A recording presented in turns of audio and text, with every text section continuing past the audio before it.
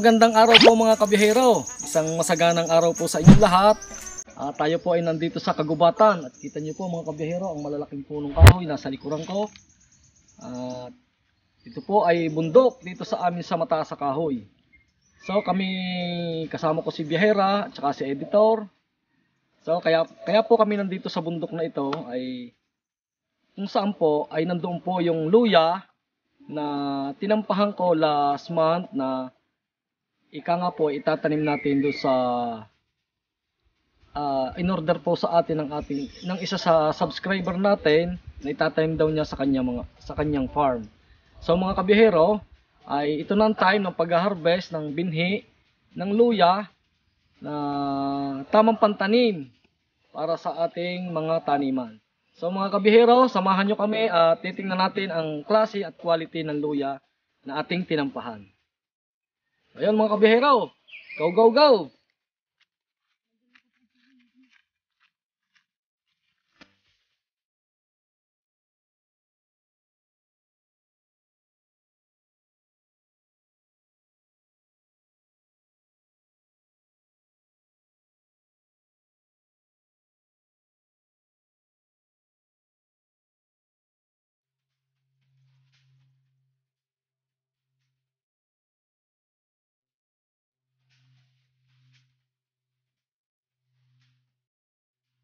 Mga kabihero, ang kagandahan dito sa bundok ng Mataas sa Kahoy sa Batangas, makikita nyo po ang kayamanan ng Mataas sa Kahoy, ang naglalaki ang mga puno at maraming po pong halaman. Makikita kayo dito sa aming lugar dito sa Mataas sa Kahoy, Batangas mga kabihero.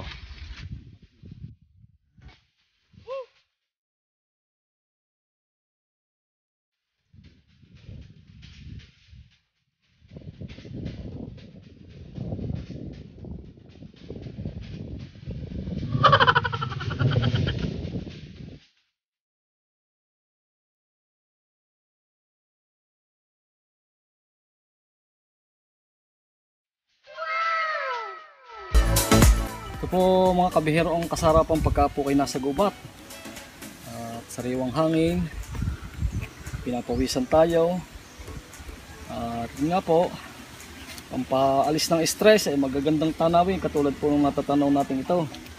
Yan, tulad po ng sinasabi ko, yung mga nagbiberdehang malalaking punong kahoy at mga puno ng kawayan na naglalangit-ngitan. Kaya mga kabiyahero, napakasarap po ang buhay probinsya, lalo na po lagi kayong nasa gubat mga kabiyahero. So yun po mga kabiyahero, nandito na po tayo doon sa lugar na kung saan yun po talaga natin pupuntahan. At dito po nakatanim yung ating luya na ating in-order sa ating kausap. At maya lang po sandali ay makikita na po natin yung luya na ating tinampahan mga kabiyahero.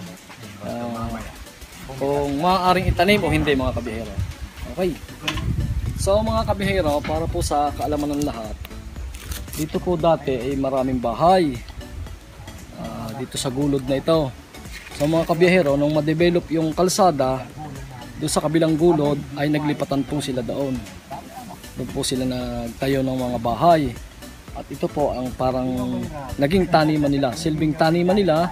At yan po, kita niyo po mga kabiyahero ang kanilang mga itinanim na mga punong kahoy na ngayon po ay malaki na. At yung po mga nasa ilalim ay yung pong tinatawag natin mga root crops tulad nga po ng luya, gabi at saka po mga ube.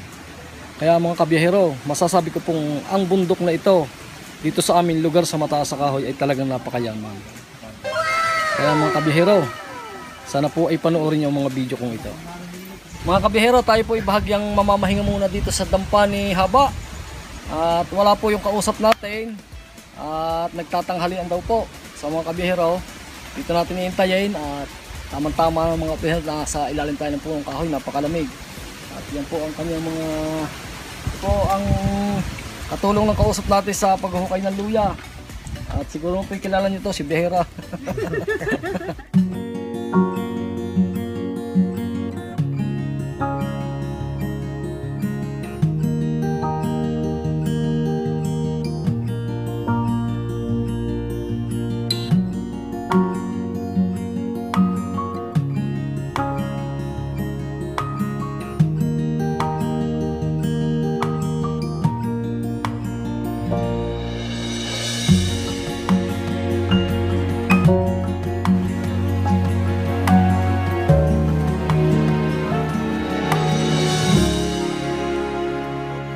Yun po mga kabihero, nandito na po yung kausap natin sa luya.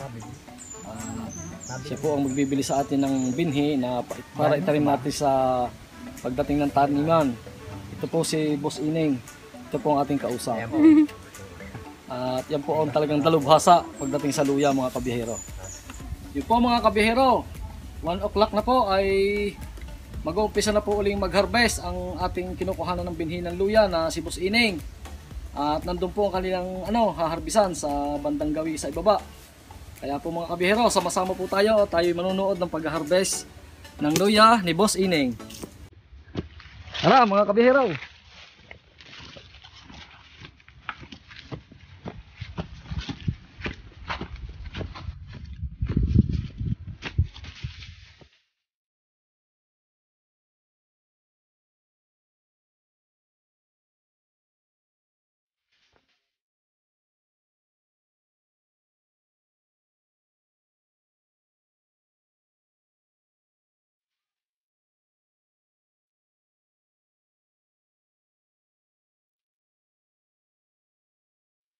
Yung masukal mga kabihero ang punta doon sa pag-harvest ni Boss Ining. Kaya ingat lang po. Ayan, dito na tayo sa area mga kabihero. So mga kabihero, hindi po alintana ang init ng araw dahil sa pag-harvest ng luya. At ito po mga kabihero, ang tamang pag-harvest ng luya kapag ka po maaraw at hindi po maulan. Para po ang lupa ay maalis at hindi po kapit sa ating luya root crops. So mga kabihero, dito po tayo.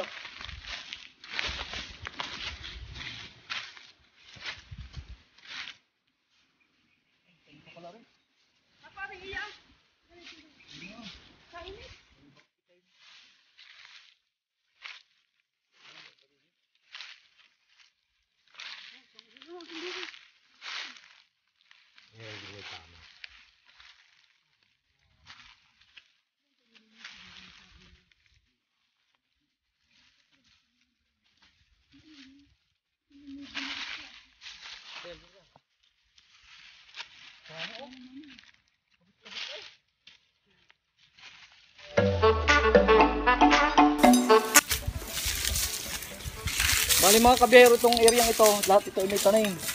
Yan, yung palibot na yan. At ito mga kabihero ang klase ng luya ni Boss Ining.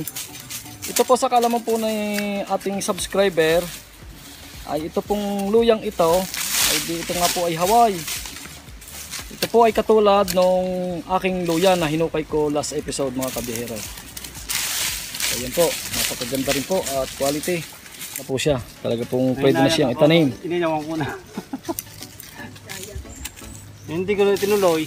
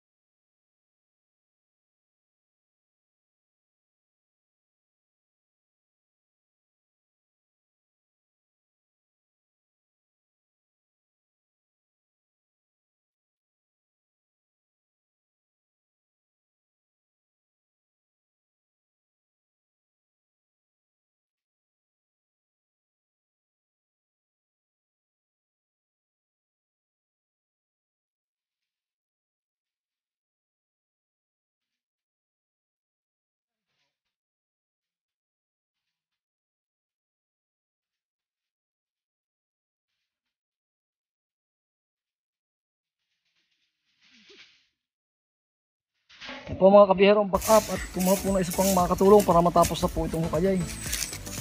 Kaya po tayo tutulong na dahil.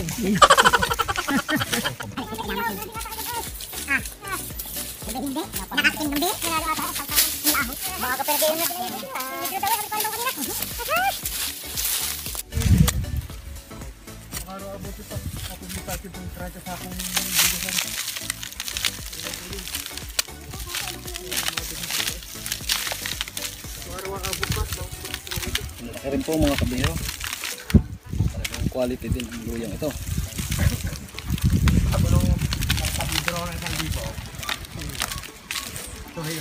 So mga kabihero, itong luyahan ni Boss Ining ay bali 4 na partida. At ito ang kauna-unahang partida na hinukay niya. So mga kabihero, may 3 partida pa doon. At tayo ay pinagbigyan ni Boss Ining ng 500 kilos na para itanim natin at para ibigay natin doon sa bilang tulong sa ating subscriber na nagpahanap sa atin ng binhinga. At yun po sa kabutihang palad ni Boss Ining ay pinabahagi tayo ng 500 at yun ang idadagdag natin sa luya ko na hinarvest na sa madaling salita mga kabiyahero ay 1,001 kilos ang maibibigay nating pananim kay subscriber. So yun po mga kabihero, kaya po ako po ay nagpapasalamat din kay Boss Ining at binigyan niya ng pansin ang aking pakiusap mga kabihero.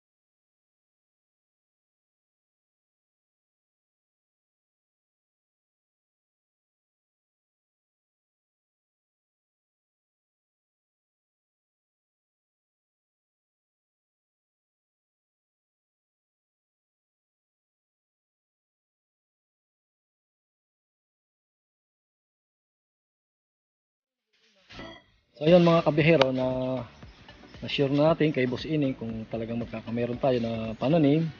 At yun nga, nasigurado na natin na magkakaroon tayo ng pananim na 500 kilos. At para naipadala na natin doon sa taniman ng ating kaibigan mga kabihero. At kasundo rin kami sa presyo at kung magkano kanyang benta. At sa katunayan mga kabihero, kita nyo naman ang quality ng luya na ating kinukuha. Kaya mga kabihero, tayo po ay uuwi muna at iwanan po natin sila na habang sila nag-harvest at yun naman po ay i-deliver ni Boss Ining sa atin pagka po natapos na ang kanyang pag-harvest. Ayun po, uuwi na po tayo at medyo masanting na po ang sikat ng araw, ay may gagawin din po si Biyaherong Batanggenyo.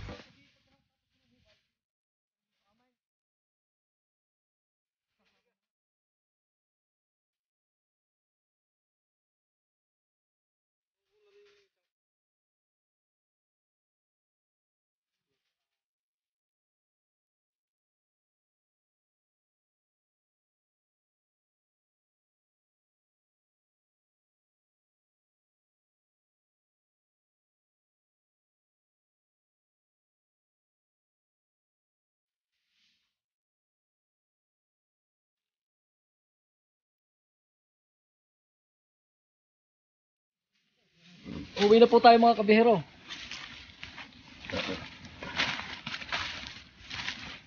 So yun po mga kabihero, tayo po ay uuwi muna. At ito po ang ating dinadaanan ay damuhan. Kaya nga po ay masukal dito sa Salitang Batangas. Kaya hindi po tayo po pwedeng kailangan po dahan-dahan lang ang paglalakad. Ayun po mga kabihero, thank you po sa pagtutok at panonood. So mga kabihero, pagpasensyahan nyo po at medyo hindi po itong kagandahan ng ating mga angle at ating pong kasukan ginagamay pa po natin ang ating bagong biling stabilizer.